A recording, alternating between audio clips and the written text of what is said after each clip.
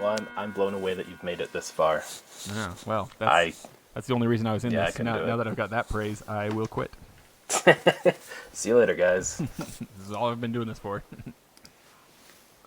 So take me back, Kevin. Take me back to baby Kevin. When is the first time that little teensy tiny Kevin Scarfboy Saunders first encountered the bag and pipes? I think I was in 7th grade in West Jordan, Utah, and we were moving to Payson.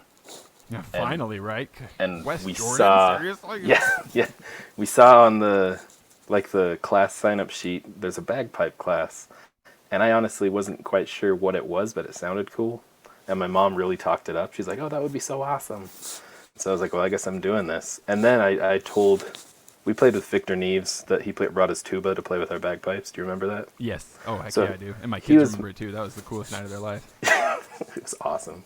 He was my band teacher in 7th grade, and he was like, like you got to do this. And so I was locked in. I'm gonna go play bagpipes. That's So- really cool. We moved here. I went to Don's class, and I spent that class the whole year sword fighting with my chanter. And then I dropped bagpipes and never looked back. You monster.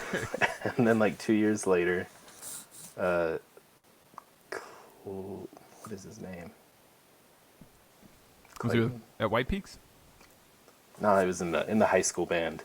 Anyways, I was doing something, and he's like, "Hey, you should Oh, there was a come Clay. play."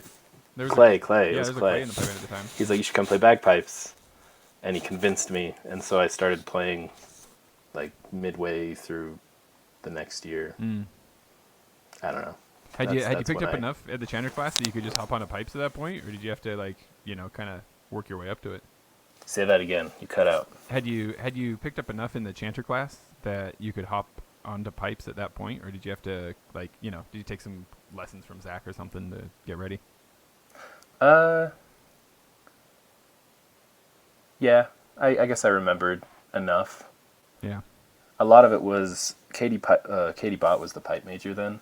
Yeah. And when I started, she, for the next 2 weeks, just instead of going to the band practice, she would sit in a room with me and we'd learn music together. No, she coached you up, huh? And so in those 2 weeks, I was able to figure it all out. And then, Gotcha. so, I guess every new beginner can learn things wrong the first time sometimes. Yeah. So, I did learn to play a lot of it wrong. And then when I met Sean at White Peaks, he gave me a really hard time about the way I was doing my C doublings. He gave you a hard time? That doesn't sound like Sean. And so he and then Zach and also Don, all together, I guess, they all got me on the right track of fixing my problems. They straightened you out, huh? Yeah. And what, so Clay, did he keep, you kept playing you played in the high school band with Clay, right? I actually think he graduated that year. Oh, did he graduate So that the year? year I started, he was no longer in it. Or Man. for just a very short amount of time. Either I'm really old or you're just a spring chicken. I knew Clay when I was a kid, actually. I was only 11, maybe 10 or 11. I don't know, maybe 12 years old. And we did a community, Petite Neat there where White Peaks would play. Mm-hmm. There was a community, children's theater there. Yeah. And I did Alice in Wonderland. I was the Mad Hatter. Greatest role of my life. Started on a high point. It's And Clay was he was the March Hare. So we sang, Twinkle Twinkle and stuff like that together. So now I'm thinking well, Clay was a year or two younger than me. But then Clay was a couple years older than you. You're an old man, man. I'm so old. I thought we were the same generation, but frick, I'm just an old geezer. And so you played with the high school band. Did you play with the high school band until you graduated, or did you just go straight to playing with White Peaks? I played for 2.5, halfway through my senior year, I quit and went to White Peaks, full time. Yeah. And when you were playing at the Payson band, was Diana running it by then, or was Carrie still running it? I was still Carrie. Bless her soul. Bless her soul. I feel so bad. Were you also a monster to Carrie? Yeah, we were all monsters. Well, that makes me feel even worse that it wasn't like I was this momentary terror, but then she had a nice time before and after me. I get the impression that Sean was terrible before I got there, and you were terrible after I left. We all just put Carrie through a lot. Her husband's like in the government now. Yeah, I saw that. I was very surprised. I hope he doesn't have access to any sort of like public or private records or anything that he can now seek out vengeance against all of the little turds that gave his wife a hard time when she was running the high school pipe band. He's surprised. This is the second time he's surprised me. I guess he was the Japanese teacher at Salem High School. Oh, I didn't hold that piece of information present in my mind, but now that you say it, I think I did hear that. And so that was like, oh wow, I never knew. Yeah. And then now he's I'd only ever met him like at, like pipe bass, that kind of thing.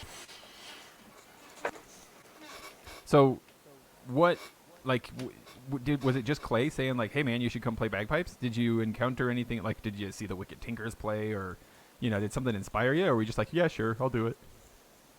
No, it was just Clay. I didn't actually know about, I don't know, the rock and roll bagpipers. Yeah. Until I met Zach and he was giving me CDs. So when did Zach, what did Zach first start introducing you to? What stuff stood out to you? Gordon Duncan was the first and probably the most prevalent. Yeah, that makes sense. That he just consistently went back to.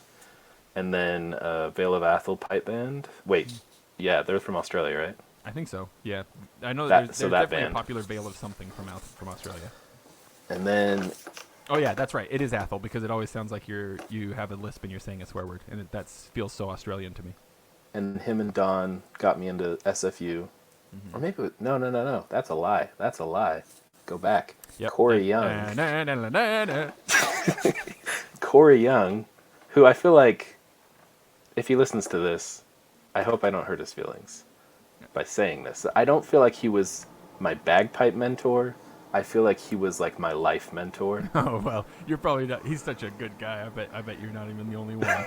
He's like and so I remember sitting in his car, multiple times. So one of the times Michael Swan was there. Yeah. And he was showing us some soundtrack of the Worlds, and it Corey was showing you, or Mike was showing you?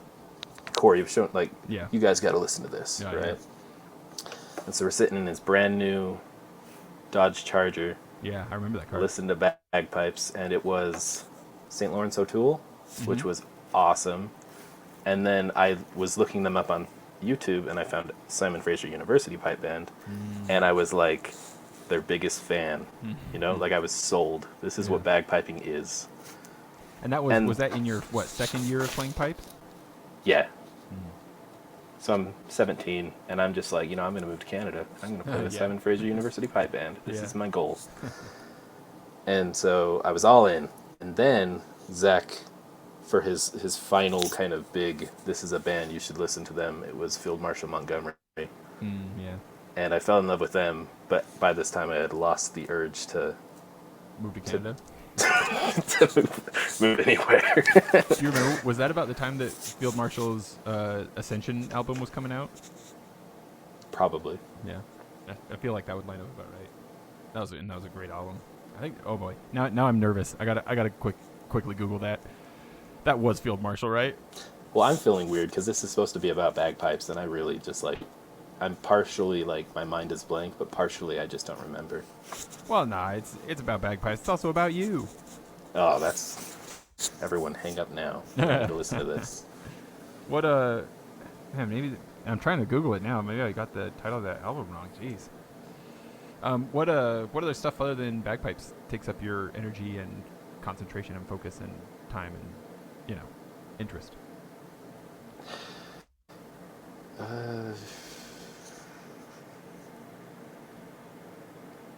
I watch a lot of woodworking videos. Yeah. I'm a very boring man, No, James. not at all. You recently introduced me to that YouTube channel that basically is just like ambient woodworking noise from a shop in Japan. It's freaking awesome. Oh yeah, I love that. if you want to learn anything about woodworking, or if you want to watch someone who can make you feel like you can do anything, but then realize you would never be able to do this, it's Shitani Furniture.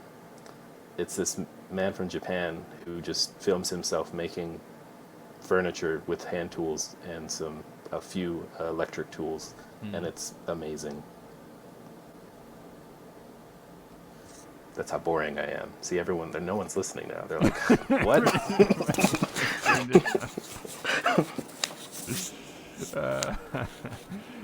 Talk me through some more of your piping history. So after you started playing with White Peaks, what did you do with them? Where did you travel at all with them? We went to... So I had barely missed... They went to Queen Mary, and I barely missed that. But then after that, the only kind of place they ended up going was Wyoming to the Jackson Hole games. I think I went there twice. And then all the Utah games. So I didn't go a lot of places. But... Yeah, there's no but. That's it. Well, here's a but. I'll You're leave a it butt. in so that I am a butt. I'm a butt in every way, especially because I thought that Field Marshal Montgomery had come out with an album called Ascension. It was actually SFU that came out with an album called Affirmation. So I have no idea. What's a bagpipe? What is You're a calling bagpipe? the future, man. Yeah, that's Just it. wait. They will come out with an album. That's right. So after you've been playing with White Peaks for a minute, you left the country. Yes. I went to Taiwan on my mission. Taiwan. How many Best. bagpipe bands do you have in Taiwan? There's one in Hong Kong. Oh, so in Taiwan, I wasn't allowed to take my bagpipes, both because my mom was like, you have to focus, but also because, well, that was it. My mom said, like, you have to focus, so no bagpipes. And so I had kind of given up hope that I was going to see bagpipes in Asia. And this guy from one of my wards was just like, out of the blue. That's for anybody who's not aware, the word would be like the church congregation. Yeah, so The this parish, as it were. the missionaries are just kind of sent to an area a certain amount of time, and so I'm in this new area, and this guy in Taiwan just happens to be like, "Hey, I looked you up on Facebook.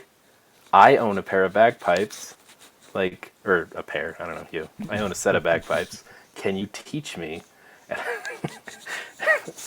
And so what ended up happening was for a couple of P-days, I took his pipes and I just tried to get them set up. Yeah. I don't know. They're probably Pakistan pipes. Yeah, I was going to ask if But then they're set or not. I was like, here's a bunch of emails that I can remember. You should try contacting these people. I don't think he ever did. But yeah, so in Asia, there are random people with bagpipes. Yeah. Made you popular with at least one guy, huh? Yeah, and like I said, the Hong Kong has a pipe band, which I guess makes more sense because of England. Yeah, that's true. But it was pretty weird to learn that. Mm-hmm. So, correct me if I'm wrong, but I don't think you and I had ever met before you came back from Hong Kong, from what, Singapore? No, what? Malaysia? Taiwan. From Taiwan. Yeah, Right. Taiwan. Blah, blah, blah. I don't think you and I had ever met before you came back from there. In fact, I think I remember the first time that we met. I think. I don't think we met, but I did. I knew who you were. Well, our mutual friend Zach, of course, right? Of course. I think that the first time that you and I met,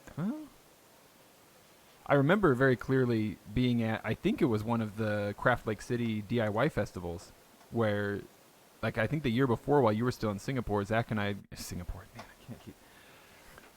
It's all the same, man. It's gonna make me look like such an ignorant, under-traveled, while you were still in Taiwan, Zach and I had started doing that to try to get together some money to start the Garden Valley Pipe Band. To pay for the 501c3 papers and stuff like that, the incorporation papers and all that. And so I think it was our second year doing that. I just remember you walking up. I think your dad gave you a ride there because you were fresh back, so you didn't have a car yet or anything like that. And you came walking up, and did you got to help me remember this, because I think that you showed up and then your pipes hadn't been out really since you'd left 2 years before, and you popped them open and you were missing a blowpipe or something. Yeah, the blowpipe was gone. I think I had borrowed these from. Were they mine? Or did I borrow them from Zach? Maybe it was a borrowed set. Maybe that was the problem, and he had brought them. But he would just show up, and then so the blowpipe's missing. And we were searching for a place to buy one. That's right, because there's that Edinburgh Castle shop that's in downtown Salt Lake that sells like Scottish memorabilia and like really expensive tartan ties, and we're like, do they have bagpipe supplies? Maybe. I don't remember like, if I went or I just went with like my dad or whatever. Or maybe that. I don't know. I just remember we looked up the address on Google, and it was like absolute wrong place, not even like, near where we were supposed to be. Yeah. And it was like this sketchy rundown, like drugs probably in the back room type of place. Yeah. And I'm like, so the kind of place we would have been going after the event anyway, right? So. But that remember that would how have been, we solved that. Oh, go ahead. You don't remember? Because I don't remember either. Maybe we just like. We did play, so we did must we have all done play something. together? I think we did. I might be remembering the year after though too. Did we do it again the next year? I can't even remember now. I don't know. But that was the beginning of the Soggy Scots. Well, the beginning of the trio of the Soggy Scots. Oh, okay. Nope. I kind of wormed my way in there. Yeah, I'm trying. Well, nah. That's where it started, man. It wasn't Soggy Scots until you showed up. Oh, that's fair. I guess that Zach and I had used that name once in high school. We went and played like a New Year's Eve event once and used that name, but that was all. You're the lifeblood of the Soggy Scots, Kevin. You and Sasquatch. Well. So a lot of people in Garden Valley Pipe Band know you personally, either because they played with you at White Peaks before, they've known you around other places, or because they played with you at Garden Valley Pipe Band. But there are going to be some people in Garden Valley Pipe Band who know you only by name, because you're like you are currently like a mysterious shadow government figure, pulling strings from the background, rarely emerging into the light. I kind of like that, you know. It's what you've been aspiring to all your life. It's what Zach prepared me for. Yeah, you've been a Padawan and now you've become a master. But you were there at the beginning of setting up Garden Valley Pipe Band. Yeah, I remember. Well, there was a couple of times. I remember Zach was like, "Hey, meet me at Sarah Park. We're having a meeting with a bunch of people." And then like Did Susan he tell was you what there. about? Not really. He just Yeah. said come. And so I showed up, and then he explained, they're like, we want to start this band. And then nothing really came of it until about a year and a half later to the other meeting where you were there and there was a bunch of other people. Yeah, that was what we did at my house, right? In my living room. Probably. I don't remember. And that was when our intention at that time was to name it the Bob Ross Memorial Pipe Band. Yeah. I wish we could have. Oh, me too. The intention was like remember Zach had so many great ideas. We were, instead of wearing hats, because what was it? Did WUSPBA make a rule that you had to be wearing some sort of headwear? Yeah. And we thought that was kind of silly. And Yeah. so Zach was like, "Oh, we'll just wear a bunch of visors or something." Then he was like, "Wait, we'll be the Bob Ross Memorial Pipe Band. We could wear fake afros Yeah, I remember this instead of conversation. Glengarry's." Such a good idea. And then we were gonna put either Bob Ross's face or like a painting of him doing a painting on the bass On the drum head. drum. Yeah.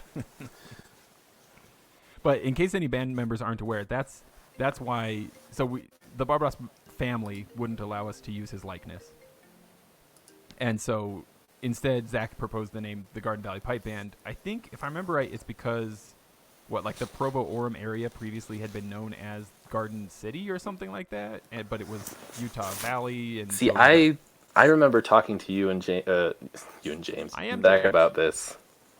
Yeah, what was it? I don't remember exactly. A year after that, and the way I remember it is completely different. Oh, tell me what you remember. What you guys are going with. And so, what I remember, I don't know if I want to make this public. So, what I remember is like, hey, because we're all kind of, well, no, I won't say that. There was a lot of feelings about White Peaks, Oh, sure. A lot of people who had been playing with White Peaks came and played with Garden Valley, and I was stressed about that. I called Don several times on the phone just to be like, "Hey, man, we don't want this to be awkward or weird. Let people play in both bands, like whatever." Yeah. And so just what I remember was like, well, let's do the polar opposite of White Peaks, and it's Garden Valley. Oh, I do remember talking about that. Yeah, it's like White Peaks, and like, well, if peaks are one thing, let's do a valley. That's right. You're right. And so we were kind of the nega the Nega White Peaks band. Yeah. But though just calling ourselves Nega White Peaks wouldn't have looked really great, right? Probably not the thing we were going for. Yeah, definitely not.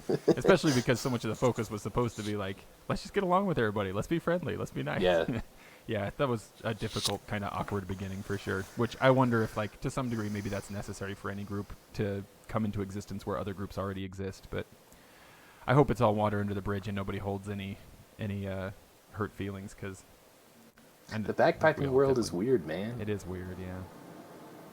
Let's all just get along, especially because Indeed. we're like, in general, we're kind of an endangered species. Let's just all love each other and try to get more, not worry about feuding and fighting. I'm imagining Attenborough, like, doing a commentary. Oh, man, and now that'd be you so see the endangered bagpiper. Look as he, I don't know, Yeah, toots his horn. There could be something like one of nature's greatest mysteries. Here's my terrible British accent. The piper, the creature who he hates most, is also the one on whom he depends for survival. The drummer, constantly tip-tapping on everything in reach. and in like fashion, the drummers nearly dead with boredom while the pipers tune up. And yet, how can they survive without each other? Piper, bag playing a mating call so erroneous that even he walks away from himself. If anybody makes this, we don't require credit. We just want to watch it. Just let us know so we can enjoy it. So that is why Garden Valley's logo is a tree, and our little tagline is Crane Shona, which we think, at least according to Google Translate, is like Old Irish for little trees or happy little trees. So we still tried to do a nod to Bob Ross. Definitely. And if you look closely, in a lot of the sheet music that Garden Valley uses, if you look closely, there will be a quarter note or an eighth note somewhere in the music where the black dot has been replaced with a teensy tiny image of Bob Ross himself. Really? Is that a thing? Yeah, I've been sneaking them in. Every time I type set a set, I always sneak in a Bob Ross here or there. That's brilliant. Because you can get it with his afro. You posterize it so it's all black and white. You can get it to where if you're not looking close, it just looks like, the printer kind of didn't do a great job. But, you can tell what the note is. If you look really close, if you know what you're looking for, it's Bob Ross smiling up at you. I mean, as much as I like this, I think you should bleep this out, because that's just amazing. Just I don't want hide people to know. Well, that's something Zach and I used to do stuff like that when we were in high school. We would sneak in, like in between the lines on the staff of music, we would sneak in insults to band members. Usually it was Justin Moody, because he was a good friend, and so we knew he wouldn't get too mad, but we'd write in little, made up things about how he smelled funny or something like that, And actually, years later, when Diana had viola, she needed somebody to substitute for the pipe class there at the high school, and I had a really flexible job at the time, so I just hurried and went and got like a one-day training at the local substitute teacher's place so I could go sub for her, and I don't remember which tune it was, but one of their marches, I think it was a march anyway, they pulled out their music for it, and there was still an insult to Justin in the, it'd now been Xeroxed many times, but it was still there. That made me feel good. I just imagine, like, that we have the band has the original somewhere, like in a case. Right, like, under glass. Yeah. So what, I know that you explore other kinds of music. What kinds of music appeal to you? This is not a good conversation. I love stuff. Amen, brother. I can't say that, like, oh, I like this artist, I like this genre. I just kind of gather songs for the most part. I mean, there are things like They Might Be Giants is my go-to forever. They just kind of speak to my soul. Mm-hmm. I love... Have you made a little birdhouse in your soul? You could say there is a little birdhouse in my soul. I love, like, what is it? I'm looking at my Spotify right now. Yeah, while you look at it, I'll thank you in public so that it's public record for introducing me to Wookiefoot. And there's a bagpipe tie in there. Yeah, because they got several tunes that have bagpipes in them, and you introduced me to that Only Visiting. That was the first tune that you showed to me. Man, I love that song. And from there, I love Okay. Honestly, they have like 3 or 4 albums that I absolutely love. There are a few albums I'm like, well, this is okay, but like it doesn't quite speak to me in the same way. But Wookiefoot has like informed my worldview in a lot of ways, and I've introduced my siblings to them, and my siblings love it. You know, like it's become it's kind of like Over the Garden Wall. You are spreading various little gospels here, Kevin. Yeah, I love Wookiefoot because it it it connects with my I would say my faith, honestly. Like it really speaks to like what I believe we should be as people. Mm-hmm. And so it's like there's a little bit of hippiness, but then there's bagpipes, and then there's a little bit of rap, and then there's a little bit of A little like bit of it's just banjo, like too. just like a ton of everything Yeah. stuffed into this beautiful little package. And like not every song is a hit, but like they're still pretty good. Yep. I'm looking at my Spotify. You know, I like Cake. Oh, sure. I like Carbon Leaf. I thought the next thing was gonna be like cranberries or some other food. You know, I like cake, Like ice cream. What are we Like, talking wait, about here? this is a shopping list. This ain't Spotify. The Aquabats. That's some ska. I am gonna get us in with the Aquabats. For real. That would be sick. Yeah, I'm gonna get us in. We're gonna play pipes with the Aquabats before we die, Kevin. I want to be on the TV show, man. Yeah, we're gonna get in there. Playing bagpipes for the Aquabat show. Let's do it. Yep, my wife's aunt has a connection to their manager up in northern Utah. Oh, yeah, you had said that. Yep. It's We're gonna get in there. just like I love the Minecraft soundtrack. I love the Terraria soundtrack. Mm. I love the Halo soundtrack on here. Mm. Got Jim Croce, is that how you say his name? Honestly, I'm not sure. Like I can't say that like I know anything about him or his music. I just like remember it's nostalgia. Like remember my parents listening to this, Oh, sure. and now when I listen to it, I'm just like I'm a kid again, you know. I'm very frequently surprised, Kevin, by how, and I know that I've remarked to you about this like back across the years. Like so often you'll say something or you'll bring something up and I'll be like, "What? I didn't know you when I was a child, but somehow we had the same childhood." Like, are we the same person? You know, like you'll like reference Prairie Home Companion, or just the other day you brought up The Quiet Man. I was like, I just watched that yesterday. You're like, I'm watching it right now. I'm like, what? Are we the same person? What is this? Hey man, could be. I feel like I've got this. I'm not going to get into this. This is the wrong podcast for it. Maybe Zach had a friend type, huh? Like maybe Zach just only wanted to be friends with people that were the same person. I mean, hey, That's not true. He had a lot of friends, of course. But. the time that me and Zach became really good buddies is when you were gone, so I could be the replacement. So, but then I'm the happy question to be the replacement. were you the upgrade to James, or were you the placeholder? I think a good match. I like my last one's here. I got a Muppets album on my Spotify. Oh, I love that stuff. Heck yeah, Got the album for Secret Life of Walter Mitty, my favorite movie. that's a really good movie. Yeah. I got Cascade, Queen. Yeah, that's my music. So And then Over the Garden Wall, of course. oh man, of course. If anybody listening to this, it has nothing to do with bagpipes. But if anybody who's listening to this has not seen Over the Garden Wall, my goodness, it'll change your life. Like I'd say anybody listening to this that hasn't seen it, it is more important than bagpipes. That's how good it is. You know, if it was anything else, I might stop you. But yeah, you might be right. I know for sure. That And I'm not saying that's because bagpipes are like lower. I'm No, saying no. that is how good it is. Yeah, absolutely. I know for sure that Jeff is aware of it because they carved their pumpkins into Over the Garden Wall characters this year. And Yeah, I suspect that has that to do with Lizzie's. really interest in surprised me. animation. Put a smile on my face. Yeah, I love that too.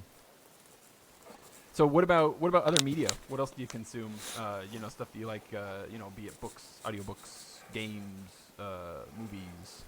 Oh my gosh. What's your jam? My jam is be a really boring person. I like. It's only boring to you because you're used to yourself. The rest of us find you a fascinating specimen.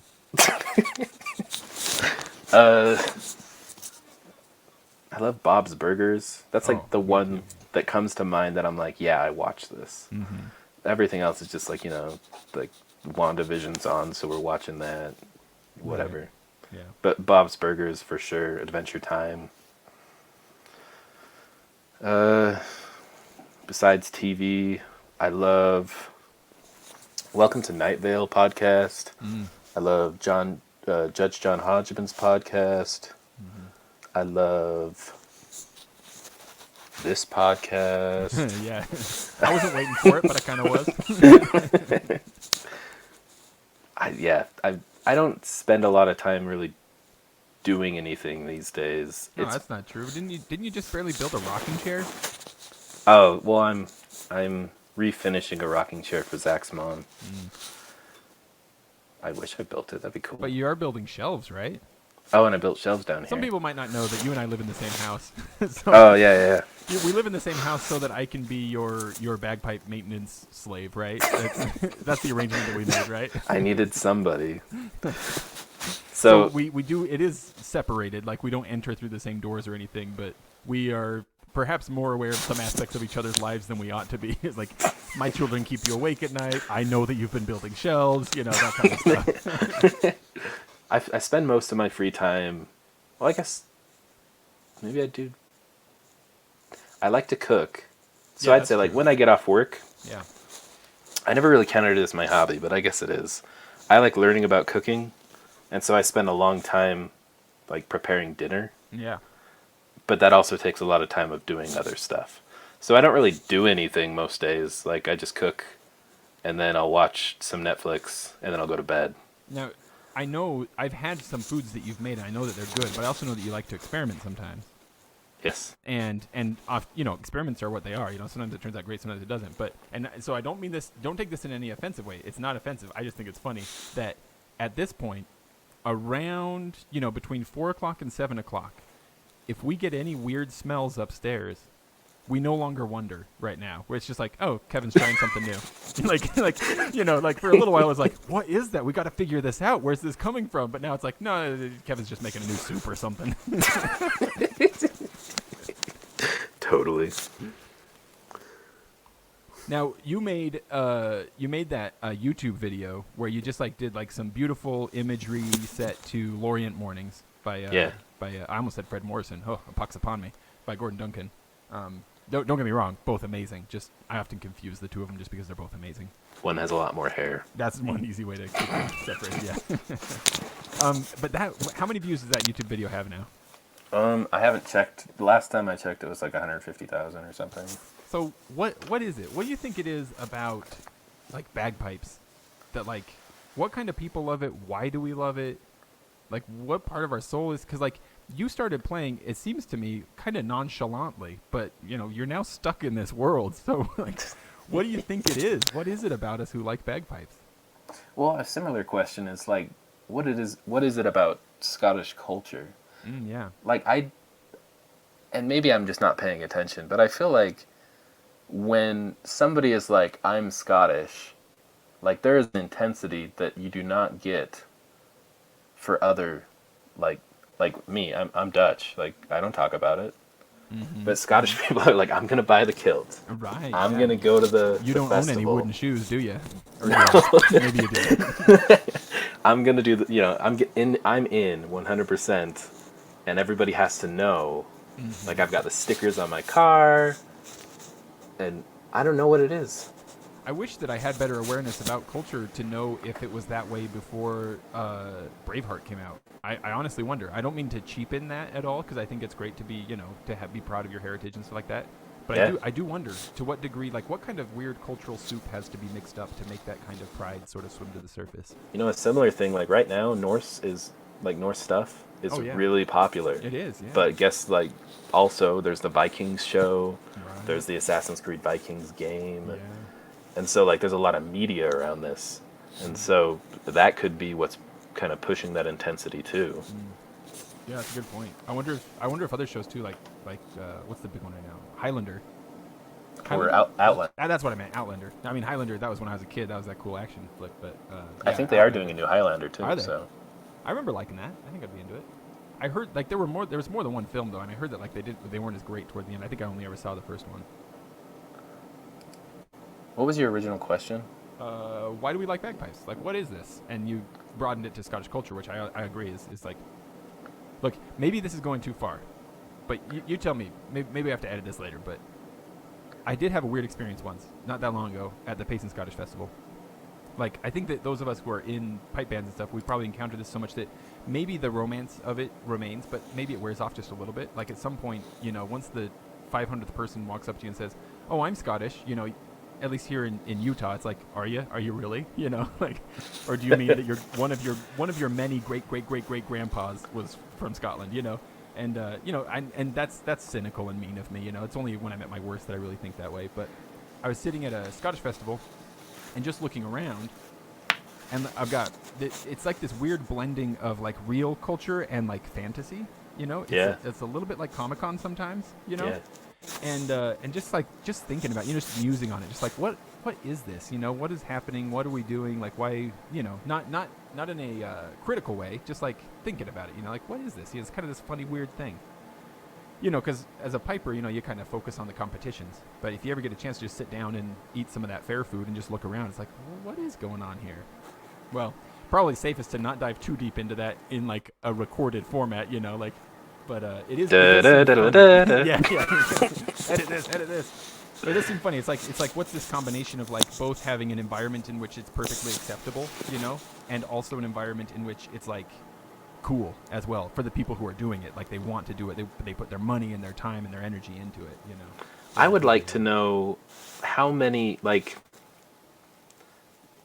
let's say there's 100,000 of these people, and they're all exactly the same as far as their enthusiasm for Scotland. How many of them are enthusiastic about like reality Scotland, and how many of them are enthusiastic about, like you were saying, kind of the fantasy of fairies and, I don't know, dragons and, you know, all that. Yeah. Or even less obvious fantasy. Like there are a lot of people who go to these Scottish festivals who would be very upset if you were to suggest to them, like, William Wallace probably didn't wear a kilt. You know, like, what they perceive as real history, but it's actually fantasized. That and would maybe be precisely because of things like the movie Braveheart. Do you think there's studies about this? We need funding, and then we'll start studying. Episode 42. Get ready, people. Okay, let's start studying now. Well, what about you? What kind of keeps you interested in it? Or do you feel like you're just trapped in it and now you can't get away? I don't want to be a bummer, but I do feel really trapped by it. And I don't want to say that I don't enjoy... I'm thinking about what I'm saying. No worries. I can cut out pauses as well as I can cut out mistaken words, so don't worry about it. You might want to keep the pauses in so it sounds like I'm thinking about what I'm saying. Yeah. You're just like, wow, he was ready to give that answer. I really like the band. I really like the people in the band. I really like being a competition circle. I think, for me personally, I've had enough crap happen, like in my life, that also be tied to piping. Yeah. A lot of mistakes, whatever, you know, that is like this kind of something I want to go away because I can't move on because I'm still. You know, it's tied to emotional things. Then with singing, it's tied more to emotional things happening. Like, when he was gone, you know, once a week, it would be like, hey, when are you gonna come play again? And I feel like he was wearing me down, so I would have gone. Yeah. Actually, like in the next couple of years, probably. And when he left, I'll say that. I don't really. What is there for me, you know? Yeah. And so that's a really. I was worried about this podcast because that's really all I have to say about it. Like, long story short, it's all just kind of piled onto that same kind of feeling of I don't feel like there's a place for me in this. And so I didn't want to be a bummer. Well, I don't think it's a bummer now, and I think it makes sense. I mean, I feel like I've experienced it to some degree myself too. That, like, I did wonder, you know, shortly after Zach left, that, like, will I ever play again? You know, I mean, like, I started playing with him. We were friends before we started playing, and then together we were like, hey, let's play bagpipes. You know, it's like he's been a constant throughout. So, like, what is bagpipes without him? You know, it's the two things have never been separated before. and like also I wondered like, is going back to band, is the strongest overriding emotion going to be a negative one of absence, instead of something positive? I think you expressed that better than me. Well, I got to listen to you first. That's my strategy here. I'm gonna make you muddle through something, and then I'll do my own edited version. But what you said does resonate with me, that I also love the people that are in the band, and I do feel like that's kind of been the thing I've been clinging to, is like community. Even when I was younger, it was much easier to get swept away by sort of the fantasy, of Scotland and by which I mean mythologized Scotland, probably not often a very realistic Scotland in my own mind as a child, and it was easy to get kind of swept away by the romance of that and be excited about that. And today, like sometimes, I do love music and I do like playing and stuff like that. So there's plenty there, but the main thing is the community, for sure. That it ends up being the people who I directly know. That's the main thing for me right now, for sure. Now, how do you feel about pineapple on pizza? I love pineapple on pizza. Now, I do too. With one exception, Hawaiian pizza is disgusting. Oh, really? And no one should eat Hawaiian pizza. All right, go into detail on this. I'm confused. Well, I can't say I hate ham, because like if you do a spiral ham, it's actually pretty good. Yeah. But like Canadian bacon or whatever, it's gross. Like I don't want that. And then the tomato sauce, like no bueno. But if you make barbecue sauce pizza, pineapple is delicious on it. And chicken and bacon. Yeah. That's like the best pizza. Yeah, that's an interesting point, because definitely my favorite way to do pineapple on pizza is with bacon and jalapenos. That's for me. That's the way I like it. I like that spicy sweet combo. I feel like a lot of people, when I talk to them about food, maybe it's an American thing, maybe it's just people in general, I feel like we're ready to just kind of say yes or no. There's no middle ground. Yeah. And I feel like every ingredient has a place. Like, philosophize with me. Give me some depth on food, master. Senpai, teach me. Like, when I cook curry, sometimes I'll put peanut butter in it. And I have an in-law who thinks that's absolutely disgusting. And if he ever hears that I put peanut butter in anything I cook, he won't eat it. But like, I get the thought process. Like, why would you put peanut butter in this soup stuff? But to me, like, the flavor that you're looking for, it's not about like the objects you're putting into the food. It's like, what are they adding to the you're asking me to philosophize, and I have no good words. No, this is working really well. You are opening my mind, honestly. Keep going. It's all about, like, kind of like with music, harmony. You have this main melody. I can't think, melody. Yep. And then you add these other little things, and you can have like a one harmony, or you could have a 3-part harmony. And so everything, like, I know people that are like, I hate mushrooms, I'm never gonna eat mushrooms, that's disgusting. And I've had mushrooms, and I'm like, this is really gross. The texture is really soggy, and why would you want to eat this? But then, like, I've had that same mushroom crispy, and I'm like, oh my gosh, this is delicious. Add a little sesame oil and some butter, and we're in business.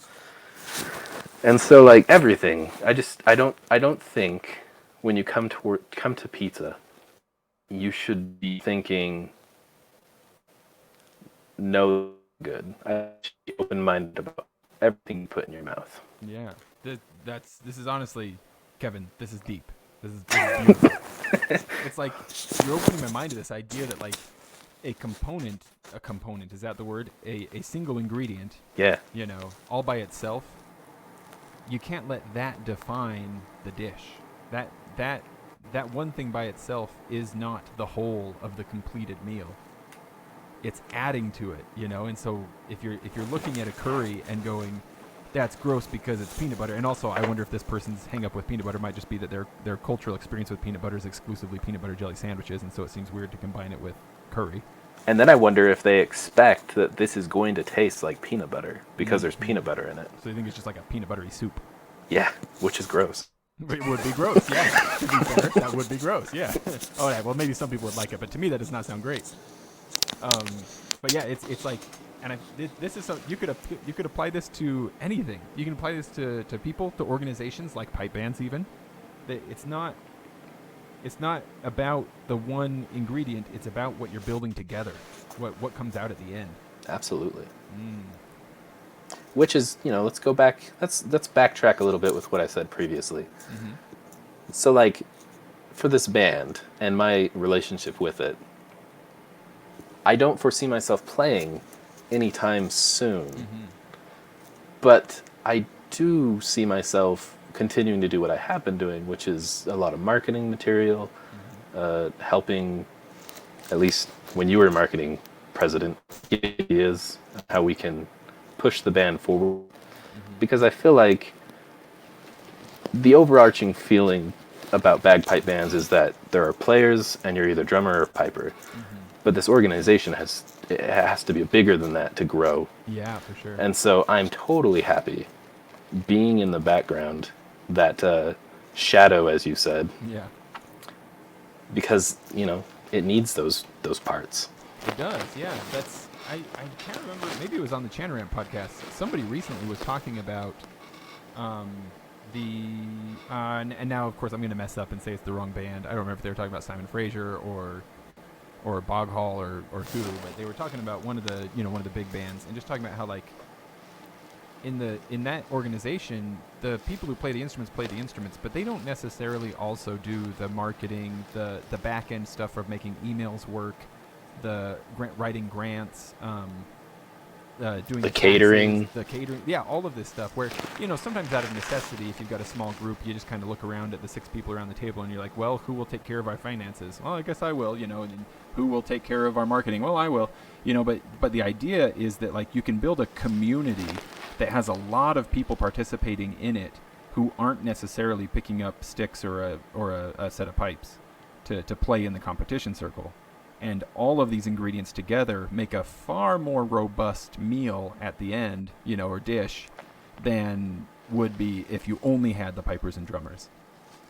Good local example of that is Wasatch District. The magical behemoth that all of us aspire to be. Like, when I think about pipe bands, and they could take this, I hope they take this as a compliment if they're listening. I know Michael is. What was I thinking? Organization. I don't think of them as like a bagpipe band. Mm-hmm. I think of them as a company. Yeah. And they move forward like that, Yeah. Like this, as you say, a behemoth. They are, man. They are massive and growing, it seems. And I think it's because I'm not saying it's bad that if we don't. So again, I'm backtracking. It's because that they put in these people in the back to run the business, and then they have the people in the front playing the bagpipes or the drums. That's that little bit of peanut butter that makes it taste delicious. And so maybe I've stretched the metaphor too far there. I think we've talked a little too much all of this subject. That's the parsley. That's the mushroom. I don't know. What? Now I'm just grasping for straws. I feel like, Garden Valley, Utah Pipe Band, the bands that I feel, at least last time I saw them, aren't that big. Well, none of them are as big as Wasatch. I mean, yeah, I think you'd have to go on the other side of the Mississippi to find a band as big as Wasatch. What we're doing where it's pretty much like, if you have the skill, can you please do this on the side? It's absolutely fine. Yeah. But once you get into grade 1, like Simon Fraser University Pipe Band, they don't have time to be worrying about that. They need to get their music down. Yeah.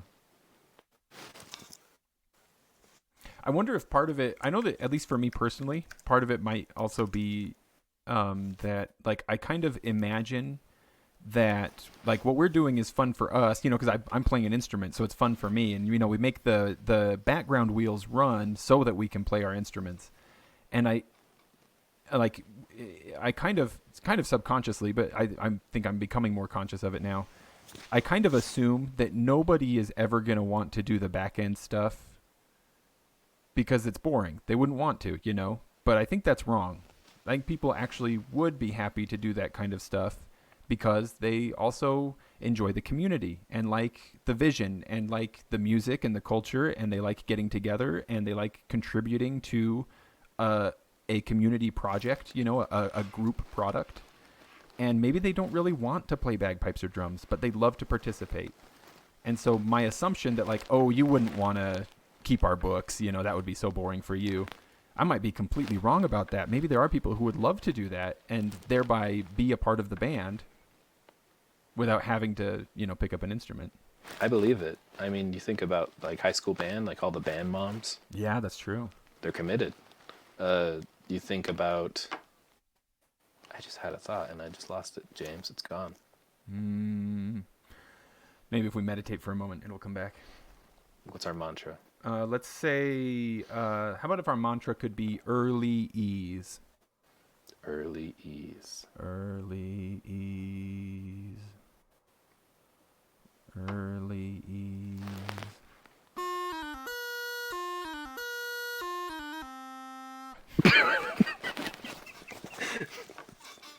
I don't know. Whatever. Nobody wants to hear this subject anymore. All right. Well, in that case, I want to philosophize for me instead. I want to know how you can apply cooking terms. No, we've done the cooking terms. I'm thinking of something else. Well, what about within your own family? Who is your biggest fan when it comes to bagpipes? And do you have any family members who would rather you not play? My mother. Yeah, honestly, I was excited my when, biggest fan. like, that's kind of refreshing to hear because a lot of the people who I've interviewed, it's been like, I really wanted to play, but my parents thought I was crazy. You know, it's like against all odds, I had to fight to get it. Whereas your mom was like, you got to do this. You should do this. You know, and you're like, oh, okay. Yeah, and even now, it's just like when are you going to play again? When are you going to play again? Yeah. Like, all the time. And I don't think I had anybody in my family or like friends that were like, you should stop. Yeah, at least not to your face, right? But there were definitely neighbors. Yeah. Oh, actually, I remember this story from listening to somebody else talk on your podcast. I was like, oh yeah, there was this guy that lived like 4 houses down, and he would like to go out into his driveway and he'd fix on his car. And every time I'd go out and play while he's doing this, he would make a big show of this. He would like slam his tools down as soon as I struck in, and he'd walk over to the front door and he'd slam it shut. Just couldn't be out there with that And yeah, racket. he could not handle it. And I was just like I've never, like I said, like everyone in my close circle is totally cool with it. I have neighbors like half a mile away that are like, hey, I haven't heard you play in a while. Yeah. But this guy just could not handle bagpipes. All right, so there have been some people along the way then that would have rather you didn't. I mean, I guess it's a good thing I didn't really know who he was. Yeah. Now, I know that you picked up whistle too. Are you still playing whistle? I haven't heard you whistling down there in a while. Nah, I kind of gave up. You got cooler than me, and so I stopped. That's not true. I did recently get a whistle, but it's because I wanted to be cool like you. I don't play nearly as well as you do. I mean, if anybody that actually plays whistle heard me, they'd be like, please stop. I don't know, man. I've But heard I you feel playing some of like- the Fred Morrison stuff. You sound just like him. I feel like I'm decent at taking bagpipe stuff and throwing it on the whistle. Yeah. Yeah, I'm sure that's part of the crossover why so many pipers play whistle, because it's like, well, I can just keep thinking in bagpipe language and it comes out okay. But you also, didn't you recently pick up the guitar, or were you just still considering it? I don't want to say I picked it up. I have been. I mean, you physically picked up a guitar. trying You can't to deny teach that. myself guitar, just because it's COVID and we're home all the time and I'm going crazy. Yeah. And I feel like since I don't want to play bagpipes, and I didn't want to play whistle anymore at the moment, I needed something, and so I got this guitar. Mark Alger, this guy in our church congregation, he's a classical guitar teacher. Mm-hmm. And he's very good. I have heard him play. He's nice enough to be like, hey, if you have questions or if you want instruction, just come over. Obviously, because of COVID, that can't happen. So for now, it's just been me making up stuff and slowly kind of create a song. Mm. And then eventually I will definitely go take classes from him. But COVID kind of screwed everything Well, for everybody. that it did, huh? I mean, a lot of great things from it. Like, I'll be grateful right now because I don't want to sound like a whiner. But, you know, overall, I feel like a lot of crap has happened too. Nah, I don't think you'll be alone in thinking that way. It does suck. I think, you know, I think you can look around and see a little bit of silver lining here and there, but, you know, of course, taken in the context of, like, people dying, it's like, no, this pretty much just sucks. Yeah, you're right. So what about Star Wars? I don't think it's any mystery to anybody in the world that you've got a thing for Star Wars. When did that start, and what's the deal? I mean, I've always watched Star Wars just as a kid. We had the VHSs, and I probably broke them from how much I watched. Mm. And then when I first got into reading, like... You were like 17 at the time, right, when you learned how to read? Was that... Yeah, you're 17 when I learned, yeah. Is that about right? Course. Yeah, I was thinking. I was like 14, 15. You know, I've just started seminary. I'm trying to figure my way in this world of religion. Mm-hmm. And I started reading Star Wars books, and they just like everything about them. I have no idea. Like, you know those people at Comic-Con that take something too seriously, and you're like, that's kind of weird. I feel that way about myself. Yeah. Because like I about it. I know that this is a fantasy. It's just a story. Yeah. These people aren't real. But like the themes in the show just like speak to my faith 100%. Yeah. Like if I get to heaven and it's not the way of the Jedi, I don't know what's right. You'll come Because that just cruising into speaks to Cloud me. City, man. You'll be cruising into Cloud City, and St. Peter will be sitting there in a Jedi robe. You're going to be very satisfied. I mean, like, hey, for all the LDS people, this might be funny. I don't know. Moroni was wearing a robe. I'm sure he had a lightsaber on that. You think you did, huh? Yeah, Just kidding. I don't think that. But Star Wars really, like, it is the only thing that feels constant. And that sounds so stupid. I am that guy at Comic-Con, I guess. That's what I'm saying. but maybe more in your heart than Yeah, than philosophically. physically at Comic-Con. Yeah. Like, I don't know. It's just things that I know are real, like real discussions, real problems. I can look at it through that lens, and it makes it a lot easier. Yeah, yeah. And so, you come to my house, you probably won't know I'm into Star Wars. I have a few things. You do have the Millennium Falcon hanging there. Oh, I do. I forgot about that. Okay, Yeah. I'm that guy at Comic-Con, guys. Well, no, I mean, other people would definitely be like, you don't have shelves covered in action figures still in the original packaging or anything like that. It's a normal looking house, but in my heart, you know, I believe. In your heart, way. you do have unopened miniatures and things like that, right? Absolutely. No, I can totally relate to that. You know, I'm also a person of faith, but I definitely, like, for a while I felt guilty about it. But after a while I was like, no, this is just, it's working for me, so I'm going to stick with it. For me, the medium is more Lord of the Rings. I can't tell you how many times I've walked out of my house and looked at Mount Timpanogos, and I know that it's a mountain called Timpanogos. You know, it's not Erebor, but several times I have whispered under my breath, Erebor, as I look up at this mountain. You know, like, I know it's not real, but it's the way I see the world, and I'm so much happier seeing the world through that lens. And maybe this goes into a conversation that we're not smart enough to talk about, but like a lot of people nowadays, my friends especially, like my generation, a lot of video games. Yeah, your generation, which I wouldn't understand because I'm so much older than you. Our generation, the millennials. There's a lot of video carry on. games and stuff being played, and I feel like it's to kind of like create your own world because the one we live in is kind of sucks. craptastic. And so maybe it's related where we maybe find maybe it's a coping solace, mechanism. we find serenity in these fantastical places and in the fantastical people doing fantastical things. Yeah.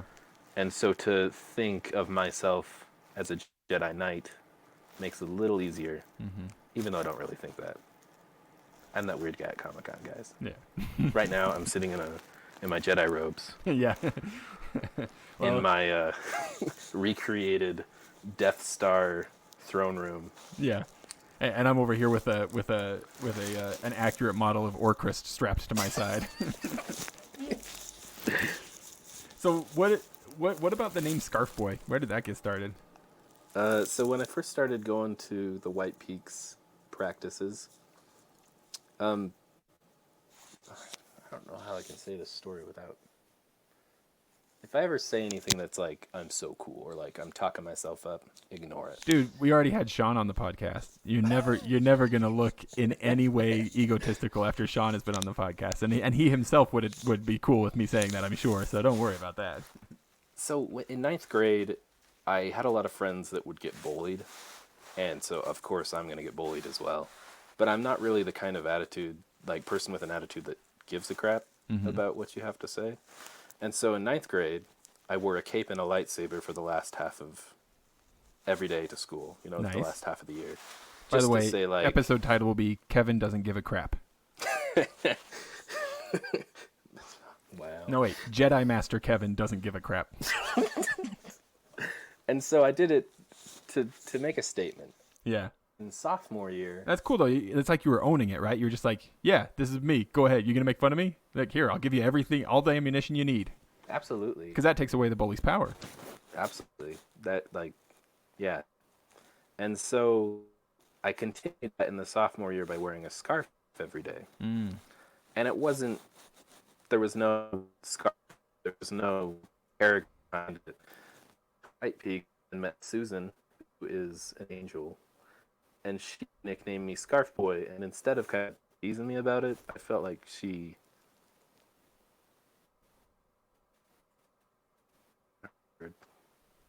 was just cool. Yeah, Susan. And so cool. I just kept it, and I've been Scarfboy ever since. Mm. I don't know if I knew that Susan had started, not like kind of started calling you Scarfboy, but somehow intrinsically I knew it. Like, it seems like that is a Susan thing. That makes so much sense. Yeah. So that's been I feel weird because I'm 29, but like my gamer tag is still Kevin Scarfboy. It's time to change to Kevin Scarfman. You're now a Scarfman. I mean, I've thought about that, but I'm keeping true to Susan's name, and I've continued the tradition. Well, if you make it to like old age and you're not Scarf Grandpa, then maybe by then you'll need to change it. But for now, you can probably keep Scarfboy. Old McScarfy. Well, cool. So now when people see your email address and stuff like that, Scarfboy, etc., now we know why. Yeah, and if you really like it, you can thank Susan. Everybody, send fan mail to Susan, thanking her. In fact, I think you should all thank Susan just 'cause she's a good lady and deserves it. That's the truth. Even if you haven't been lucky enough to try some of her incredible baked goods.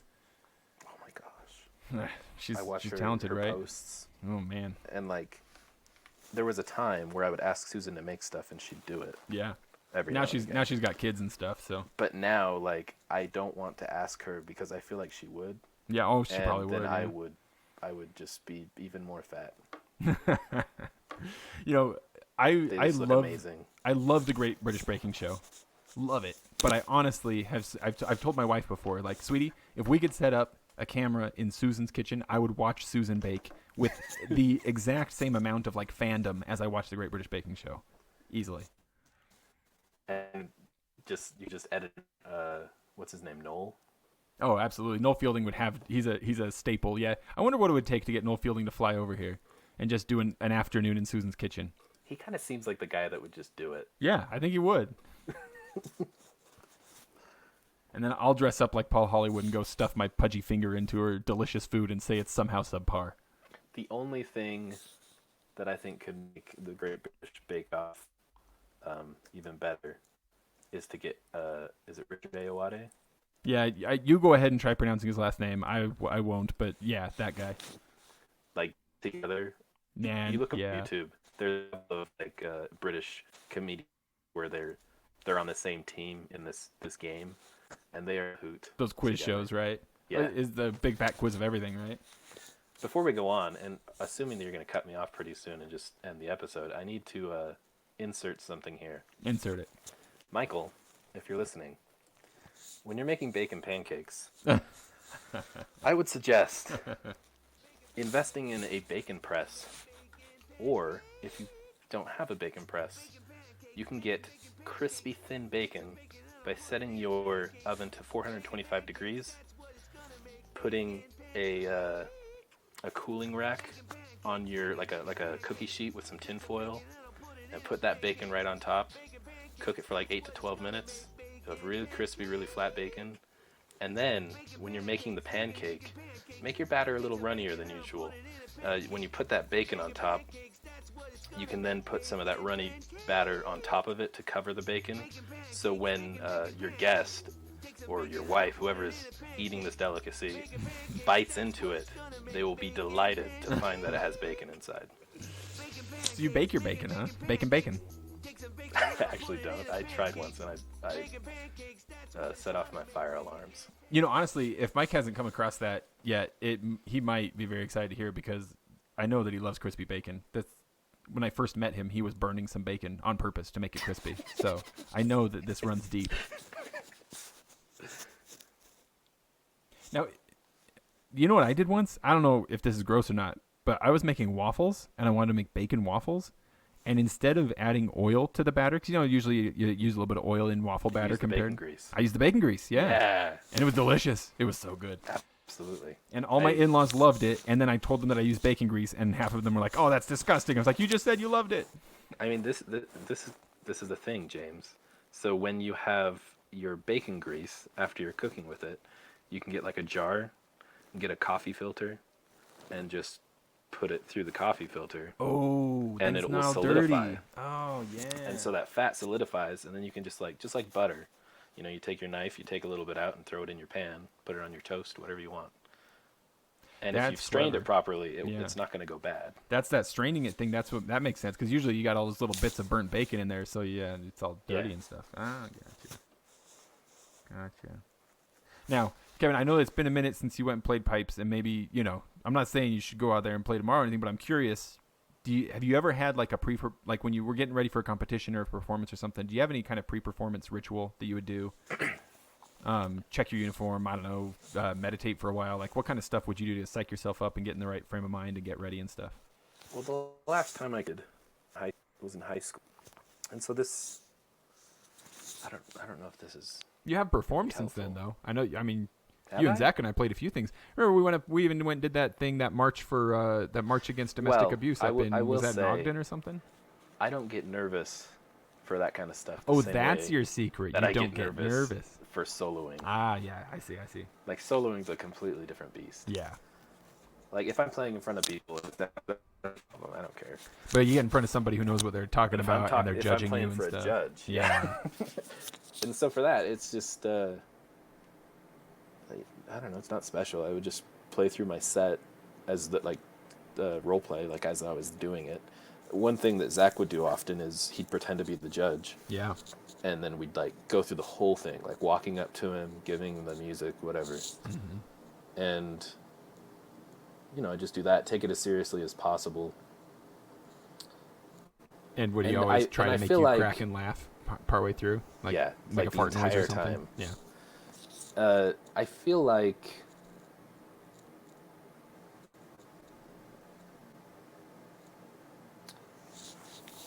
I don't know. Like when you're something that I would feel for myself, I'll just say. This might not help anybody. When I was getting ready to go like play for this judge, I feel like I kind of went through a thought of like I'm overconfident, and so I'm like, okay, I need to relax. And I need to not take this as seriously. It's going to be fine. Mm. But I feel like that could go completely the wrong way, where like you're too relaxed, you're not taking it enough seriously. Yeah. And so I think don't be like as concerned about I'm going to go get first. Just be confident in yourself being the player that you are. And like, don't worry about the places. I'll help you.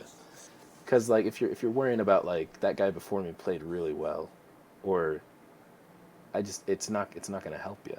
And so, you know, you've practiced this music, you've marched in place in front of Zach or somebody, and you're just going to go do the best song that you can play. And if you win, you win. And if you don't, well, next time you're probably going to if you keep it up. Just don't be worrying about like the rank, like where you are, where all these other people are. Just play yourself. Be yourself. That's what I'm saying. That's beautiful. I think that makes sense.